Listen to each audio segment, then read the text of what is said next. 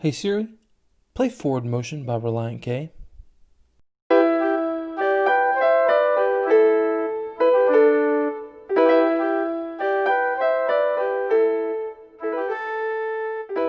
Okay, so that was not Reliant K's song Forward Motion because copyright issues and certain establishments, YouTube, really look down upon that. But around the time that I was listening to that song, I was driving this vehicle right here. It is my first vehicle, and I, to this day, love it so much. A red Jeep Wrangler? Yes, please. Now, this thing was not glamorous when we first got it. This is what I wanted, and my dad looked all throughout the classifieds, and he finally found one about 2.5 hours away from our house, this Jeep. And here's the story behind it. It was actually owned by a farmer who got tired of throwing his leg over his four-wheeler to go around the parts of his farm. And so what he did is he bought this Jeep and he used it to go around his farm. And he told us, according to him, the furthest this Jeep had ever gone was from his house to Sonic to get a happy hour drink. So this vehicle had incredibly low miles, but it was not perfect. On his farm, it had gotten well used. And when we got it, it had no doors, no top, and the wheels were in bad shape. And now I know what you're thinking, okay, it's a Jeep. Do you really need doors and a top? Well, in the spring, the summer, and in the fall, no. But let me tell you, you very much need doors and a top during the wintertime. Believe me, I know because I've been there, okay? So we had to put a lot of money into it, and I had to, like everyone else, make the Jeep my own. It served me very well throughout high school, and it served my brother well because he drove it throughout high school, and now it's here with me in Central Texas. I absolutely, to this day, love this Jeep. Here's the bad news. I got a new truck about 1.5 years ago, right about the time when I usually would start driving the Jeep because the weather was getting to where I was able to. Well, I love my truck so much that last summer, I didn't drive this Jeep at all. And so this vehicle has been sitting right here in this spot, hasn't been moved in well over 1 year. So I'm going to attempt to start it and let's see how it goes.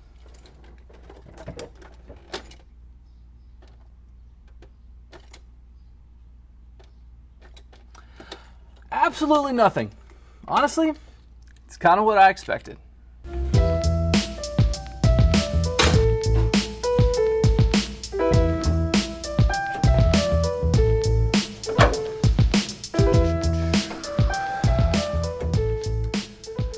Well, we'll start it with the charge, see what happens. Got him.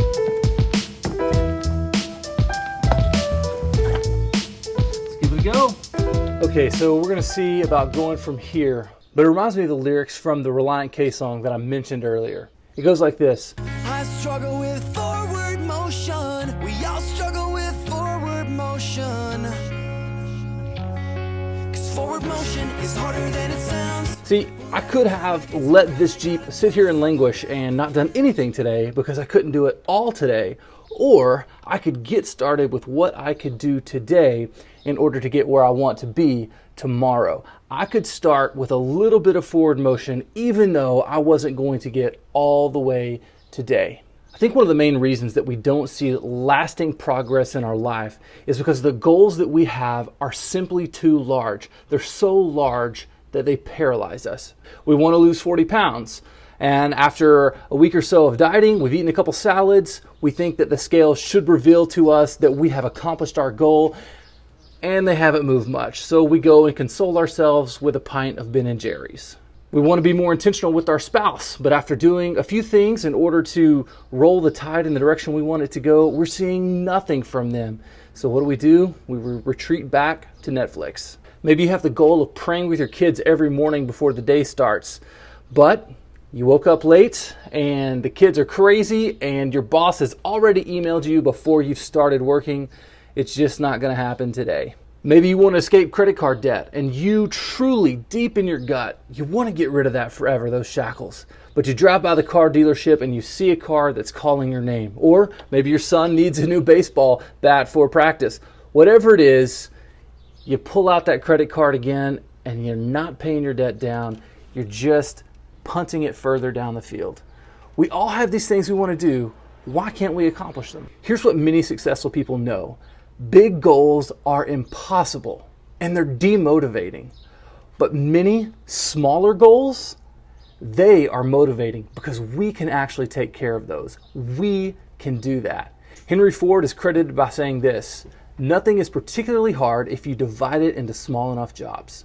So, why don't we apply that principle to our lives? In short, this is what we've got to do. We have got to think in baby steps. But I'm not going to explain it to you. I'm going to let fictional psychiatrist Dr. Leo Marvin from the 1991 comedy What About Bob explain it to you. Baby steps? It means setting small, reasonable goals for yourself, one day at a time.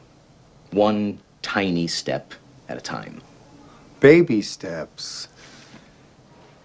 For instance, when you leave this office, don't think about everything you have to do in order to get out of the building. Just think of what you must do to get out of this room. And when you get to the hall, deal with that hall, and so forth. You see? Baby steps. Baby steps. Oh, boy. Baby steps. Baby steps. Baby steps through the office. Baby steps out the door. It works. It works. All I have to do is take one little step at a time, and I can do anything. So what does this mean? It means instead of losing 40 pounds, it means we're going to lose 2.5 pounds every week. We're going to start small. Instead of thinking today is the day that I'm going to sit there and pray with my kids for 15 minutes before the day gets started, how about we start with a smaller goal, a baby step? I will wake up 15 minutes early today. When it comes to our debt, we don't say I'm going to wipe out $18,000 worth of debt like that. We say I'm going to start with a baby step. I'm going to cut $750 from my monthly budget to put aside for the debt snowball. And when it comes to our marriage, we don't say, I'm going to change my husband's heart this week. We say, regardless of what he does, I'm going to do this to show him that I love him. One of my favorite stories is I knew this lady who for decades wanted to see her husband's heart change, wanted him to know the Lord, wanted him to go to church, wanted him to be the person that she knew he could be. And for 14 years, she ironed her husband's clothes every Sunday morning and laid them out on the bed for church. And he never came, not a single Sunday. But she did that for 14 years without fail. She could have stopped at any time. But one Sunday morning, he actually put those clothes on. He came to church.